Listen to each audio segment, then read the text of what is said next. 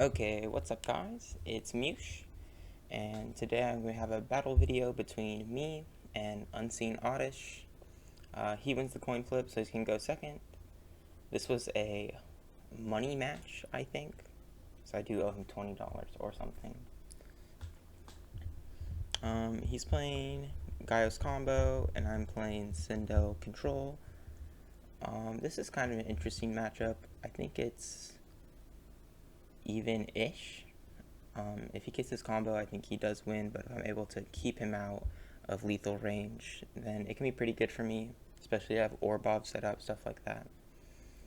So I think we passed a couple turns, and then he played Thorngaborg and swung for 1. It's a fine start for him. He gets a point in. I don't super care because it's not a huge attack, but it is something to consider. I buy 3 zones.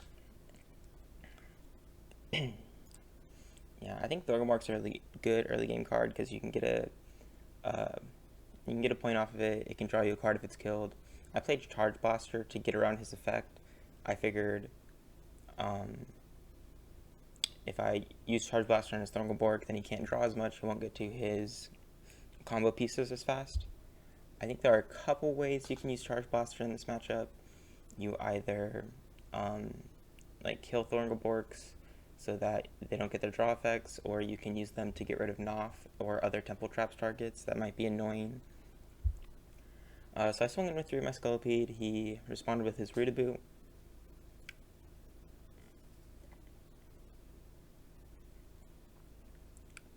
I swings for 1 again. I'm cool with another swing for 1.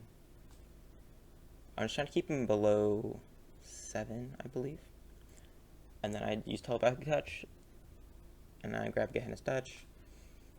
At this point, I think I have the full Gehenna in my hand, so that's a good card in this deck, in this matchup too, because it can break boards really easily. Like, you snatch up a Rootaboot, you attack their Noth, their whole board's gone, and now they have to deal with a double body. Now we're even on points. I have star advantage by quite a bit.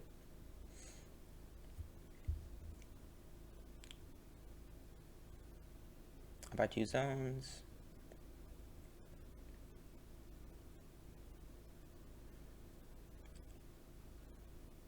Okay, and I do gas pretty early. I'm just thinking there are like interesting ways to approach this matchup. I think you either just play really aggressively and try to just get points before they can set up their combo, or you just try to play really defensively and try to reduce the amount of points they get so that even if they get their combo, they're not going to kill you with it. I think I wasn't drawing some of the cards I need for that. Like, I didn't have Orbob, so I think I played a little bit more aggressively this match. And then I did get Orbob. Yay! Orbob's really important in this matchup because the Gaios Combo player is going to play Bernard, so you won't be able to stop the combo with Beast of the Black Hole, Pointerette, Planetary Field, and stuff like that. So you really need the Orbob to make it harder for the Gaios Combo player to actually get in their full damage for the combo.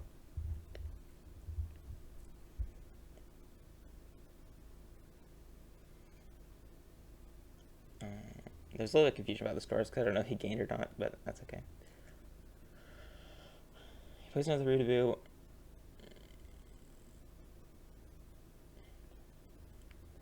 Rootaboot is kind of interesting in this matchup because it has 150 power, which is kind of hard for Sindell Control to beat over, but Sindell Control doesn't really care about beating over it because Gaios Combo wants it in their grave anyway. So in a lot of cases, you can just like throw down Wakuman and kind of sit there, and then both decks are pretty happy with situations like that where they can just keep drawing, gaining stars, setting up, because Gaios Combos will get closer to their combo, and Sindell Control will have more answers for the mid to late game. I popped the Gehenna because he wasn't really committing to a board, and I think I had another Gehenna piece in hand, so I wasn't too worried about not having it for later. There's not a lot of super important targets to remove in this deck. There's no big boss monster, nothing like that. So I think you can be pretty liberal with your removal.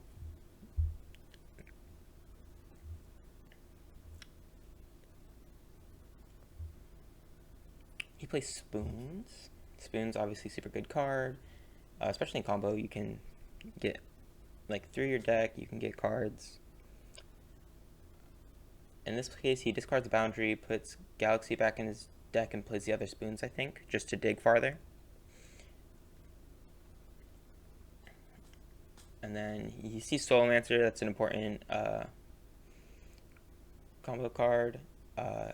Basically what he wants to do is he wants to get Solomancer, G-Rock Engrave, attach the G-Rock, then it gains 300 attack points, then another 100 from Reboot, then Blaze Elixir, and then it can swing for 10 points all on its own.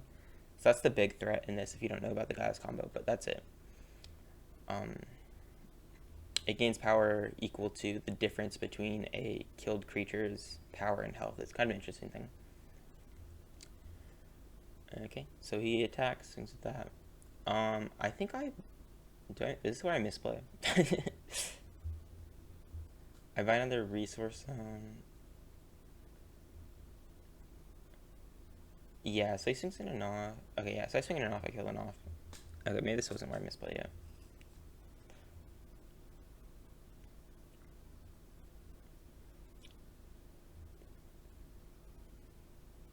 Actually, this is kind of a bad play, because I think in general you don't want to leave filled up zones against Gaios combo, because you really need to have Orbob as a response. So like if he had the combo in hand and he had enough stars, he would have been able to buy solo, buy Bernard, buy the zones he needs, and then just kill Gehenna and then swing for the full points. So I think leaving Gehenna like that and not buy another creature zone is definitely a dangerous situation to be in, so I wouldn't do that in the future probably. Walkman, attacks for 1. Walkman's really solid in this deck. Super solid stat line, cheap creature, draws a card when killed, super good. He plays Wakapekimak. Wakapekimac's interesting. He swings for 3 if both roots are set up and he's only 2 stars, so he's really nice. Searchable. He can search Loophole if you really need a Rootaboot or something. But yeah. Super solid card. Just a 150-60, I think.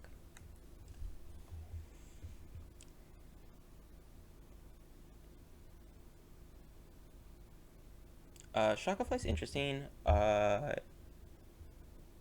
opponent has Time Flash Portal, so if they're in like close to combo state, it's kind of bad, because they can Time Flash it, and then the effect doesn't matter, their turn doesn't end, they can just swing. So Shockafly could be kind of weak in this matchup, since Gaios has a lot of answers to it, and they don't mind waiting a turn really anyway, because they just want their combo.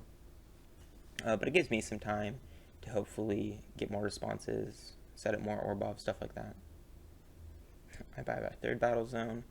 The reason for the battle zone for the creature zone is that you can do Cerberam shenanigans. I don't draw Cerberam in this game, or the entire set, actually. I think I never draw Cerberam, and I never draw Pelfam, which is pretty rough, because those are like the win conditions for Sindell Control, kind of. So it can be kind of rough without them.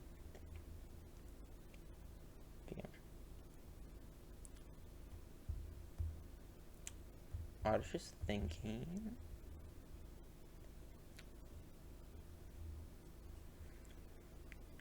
He just swings for 3.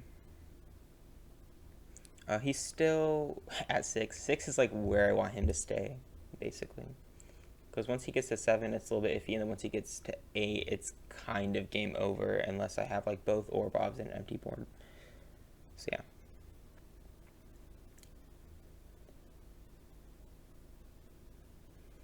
So I play another Shockafly. I think at this point, I'm really trying to dig for some of my more burst damage, like Pelfam, like Cerb, and see if I can start threatening lethal soon. But it is not happening for me. FaceTime. FaceTime's interesting. It's not super strong in this matchup, especially mid to late game like this, because they can just tempo traps it. For some decks, it's really hard to deal with in the early game for sure, though, which is why I run it. And then also 160 hits over a lot of relevant stuff in other matchups, but in this deck, most cards are like 80 health, 100 health, and it's not that great. So yeah.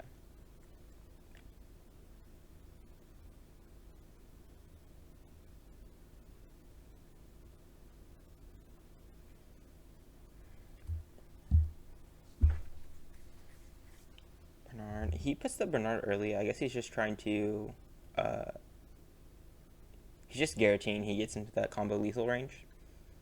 And this brings up an interesting option for me because I'm thinking, oh, if I kill that Bernard, uh, then I have an option for PM, so he can't play Temple Traps or Beast or anything if I like play Cerebram and swing for like 8 or whatever.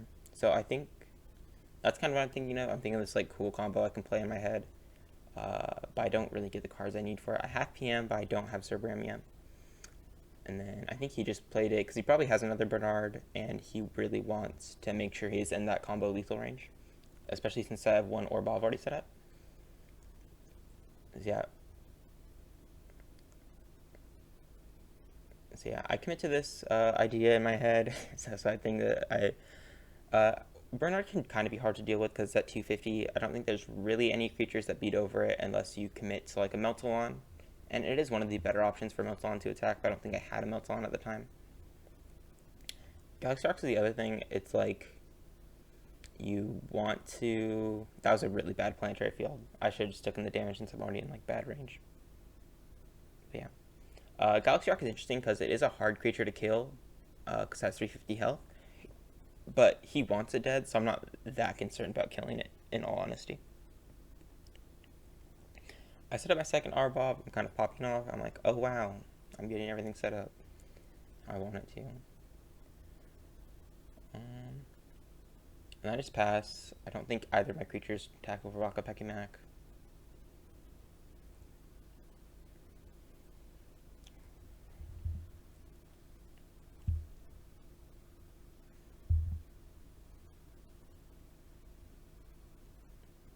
So yeah, this is kind of a weird situation. He kind of wants his G-Rock dead so he can play his combo. And then my board is just kind of existing. He could always crash it into Orbov, I guess, but he doesn't really want the Orbov set up either. He'd rather kill it on the turn that he plays his combos, so that way I have less blockers, probably. And then I don't respond to his Battle Zone movement. And then he just kills my board. I get a couple draws. Still not seeing Cerebram. Sad life, but good otherwise. I think I'm at close to max stars, if not max stars.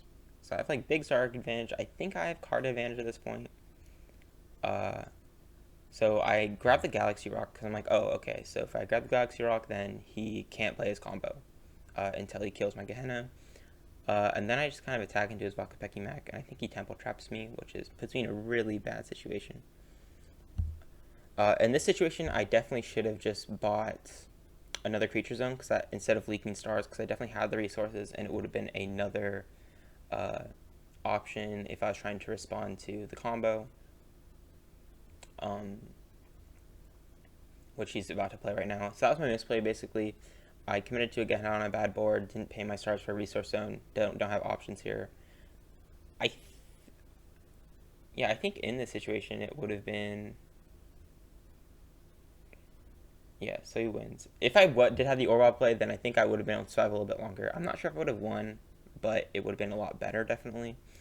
So yeah, that's another thing, is that with the threat of the combo, like always there, you kind of have to be really aware of keeping your options open for playing Orbov, because in that situation he was like especially close to lethal, so he didn't even need to get the Bernard attack. He just needed the 10 from the combo.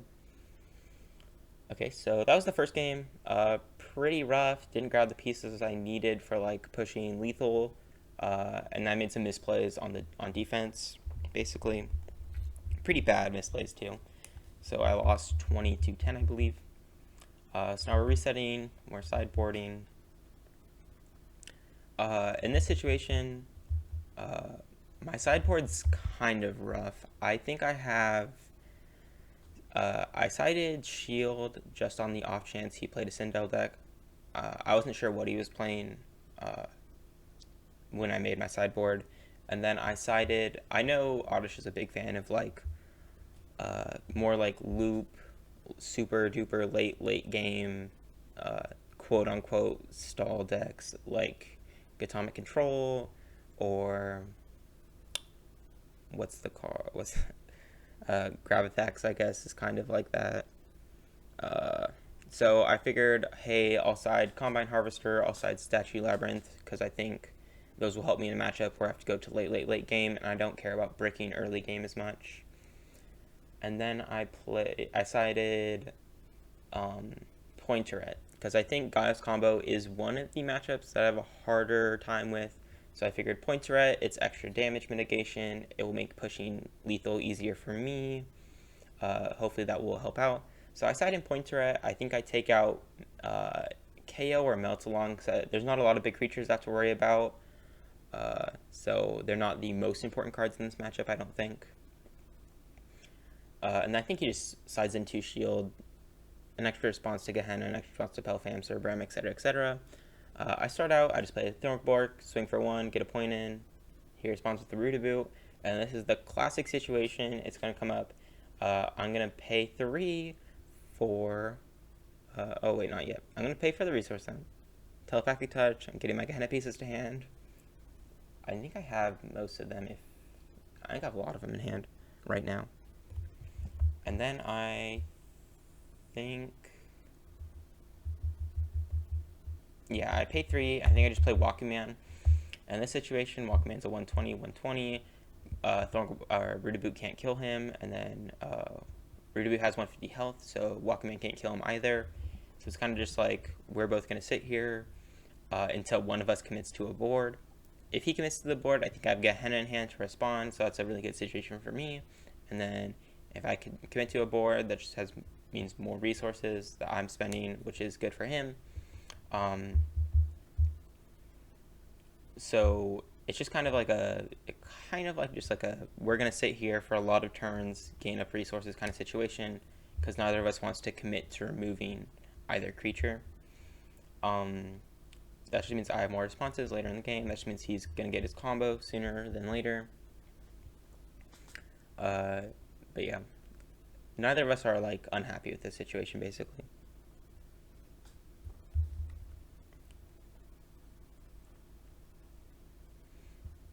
Yeah, so I think we pass back and forth for a lot of turns. Like Oddish even says in the when we were talking, like, oh, I'm happy to chill, and I say I'm down too. So we just kind of pass back and forth like this. He plays his spoons. He's digging. He grabs Lupa Leaf. That's an important search. I think he grabs Lupa Leaf and kills Tempo Traps. Lupa Leaf is just an important search card. He can get things.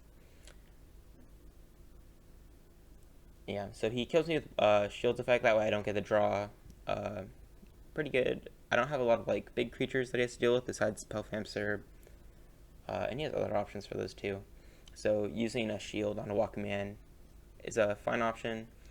Meltalon, he's one of my few responses to shield. I basically have Meltalon. I need to respond with a non-Sindell creature, so I have Meltalon, FaceTime. Gehenna's actually a good response because you can suck up the shield. And then I have other stuff too. I have like a good amount of options to deal with shield, and I think most Sindell Controllers do.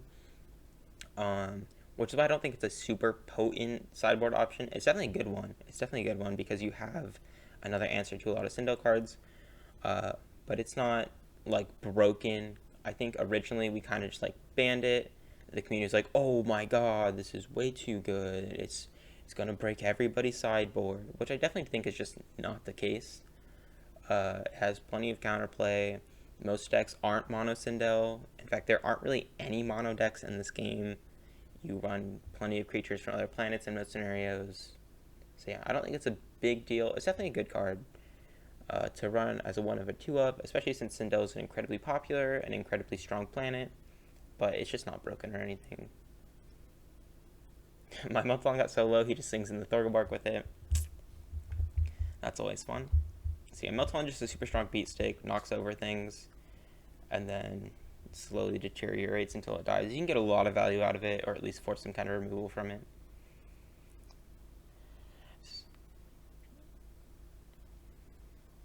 I think I have like 11 cards in hand at that point, which is like really nice for me. I'm always happy to have tons of cards in hand. He Pointerets. That's fine.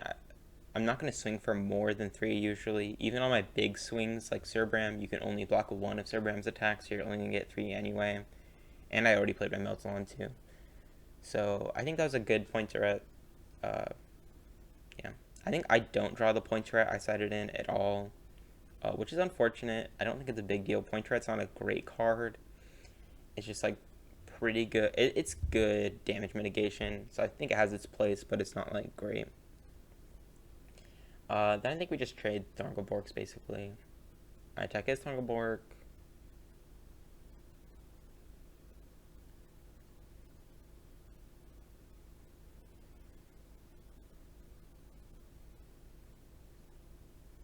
He plays the Cosmic, draws 2. Cosmic is super good in a lot of matchups for a lot of decks. It's like the card that makes aggro work, I like to think, because you can just like hand dump and then put new cards in your hand. It's great against control decks since they're like hoarding a huge amounts of cards in their hand anyway, and they like to have that. So it can give you a good way to catch up an advantage. I know Fish hates that card so much because then people don't really have to like think about resources. They can just hand dump and then recover later on, and it's fine. But I like it. It's cool.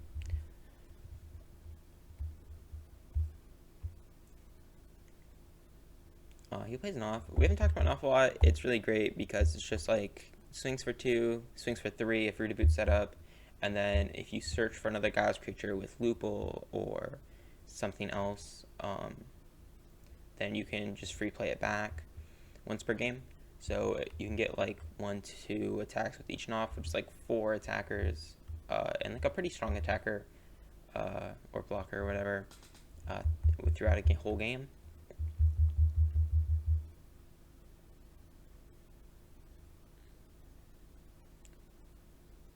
So yeah, I cheat crash, I just clear his board, and then I bring out this, swing for 5. Hopefully either baiting like a Beast of Black Hole or something, or okay, actually I just think okay, I'm playing it safe. I just swing for 3, I guess. I think more baller Mewshmallow to swing for 5 and just try to bait something out. He plays Soap Singer, then kills it to search for Solomancer. So yeah, that's another great thing. A lot of your creatures are 3 stars, so with Gaios you can just search out like basically anything in your deck. As long as you have one, you can get the others. And then from searching the Solomancer, now he has another combo piece in hand, and he has his Knopf on board. I'm able to set up Orb off again. Yay.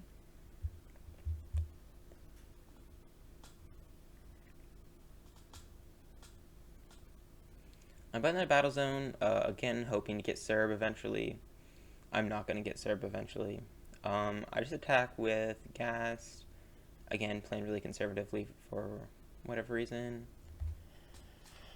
I think I should just buy a Creature Zone for later.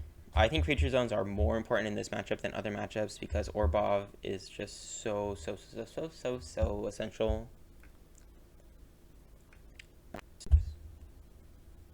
Oh, my computer fell asleep.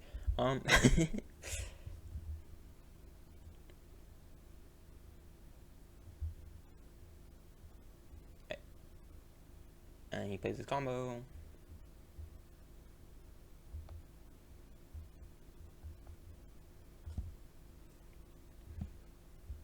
Okay, and then he swings with Orbov. Good for him. Yeah, I play my Orbov.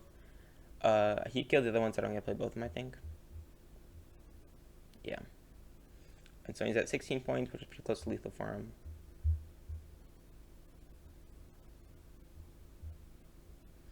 I pay for another Creature Zone. Good, I guess.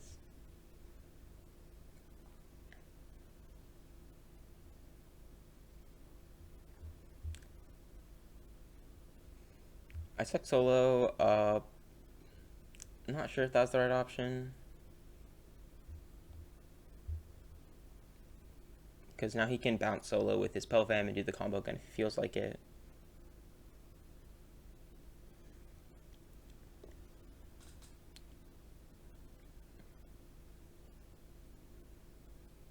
Yeah, and then I also suck solo just in case he has Temple Traps, which I think he ditched another Temple Traps earlier with Spoon, so I don't think I had to worry about that, but I did anyway for whatever reason.